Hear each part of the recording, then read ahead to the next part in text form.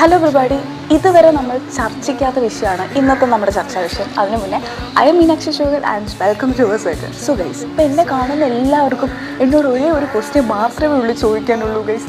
പണ്ടൊക്കെ ഞാൻ വീട്ടിൽ പോകുമ്പോഴായിരുന്നു ഈ ഒരു പ്രതിഭാസം ഞാൻ കേൾക്കുന്നത്. റിലേറ്റീവ്സിൻ്റെ അടുത്തുനിന്നും വീടിൻ്റെ അടുത്തുള്ള ആൾക്കാർക്കുമായിരുന്നു ഇത് ഏറ്റവും കൂടുതൽ അറിയേണ്ടത്.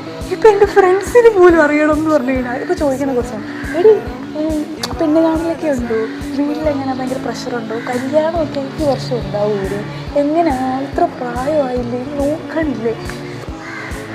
വൈ ഗൈസ്, എൻ്റെ കല്യാണമാവുന്ന സമയത്ത് ഞാൻ നിങ്ങളെയൊക്കെ അറിയിച്ചോളാം. എന്തിനാണ് നിങ്ങൾക്കൊക്കെ ഇത്രയും ഒരു ഇത്? വീട്ടിലൊക്കെ പണ്ട് റിലേറ്റീവ്സും അല്ലെങ്കിൽ എൻ്റെ നാട്ടുകാരൊക്കെ ചോദിക്കുമ്പോൾ എൻ്റെ പാരൻസ് പറയാറുണ്ട്, കല്യാണ പ്രായമാകുമ്പോൾ ഞങ്ങൾ കെട്ടിച്ചിട്ടോളാം, നിങ്ങളതിന് പറയുടെ അവരുടെ ആവശ്യമില്ല എന്ന് പറഞ്ഞ് അവരത് സ്കിപ്പാറുണ്ടായിരുന്നു. എന്നിട്ട് എന്നോട് ചോദിക്കാറുണ്ട്, ഇങ്ങനെയൊക്കെ നടന്നാൽ മതിയോ, കല്യാണം കഴിക്കണ്ടേ എന്ന് എന്നോട് ചോദിക്കാറുണ്ടായിരുന്നു. പക്ഷെ ഇപ്പം എന്താണെന്നറിയില്ല, ഇതിപ്പോൾ ഒരു വളരെ സീരിയസ് ഡിസ്കഷനായിട്ട് ഇങ്ങനെ നടന്നുകൊണ്ട് പൊയ്ക്കൊണ്ടിരിക്കുകയാണ്. ബർത്ത്ഡേ വിഷ് ഞാൻ റീസെൻ്റ്ലി കഴിച്ചടാ. അപ്പോൾ എന്നോട് ചോദിക്കുക, സംസാരിച്ചു സുഖമാണോ അതും ഇതൊക്കെ ചോദിച്ചപ്പോൾ എന്നോട് ചോദിക്കുക, എടി കല്യാണമൊക്കെ എന്നാ ഉടനെ ഉണ്ടോ എന്നൊക്കെ. ബട്ട് വൈ ഗൈസ്, നിങ്ങൾക്കും ഇങ്ങനെയാണോ? ഒരു 25 വയസ്സിലൊക്കെ കെട്ടണം.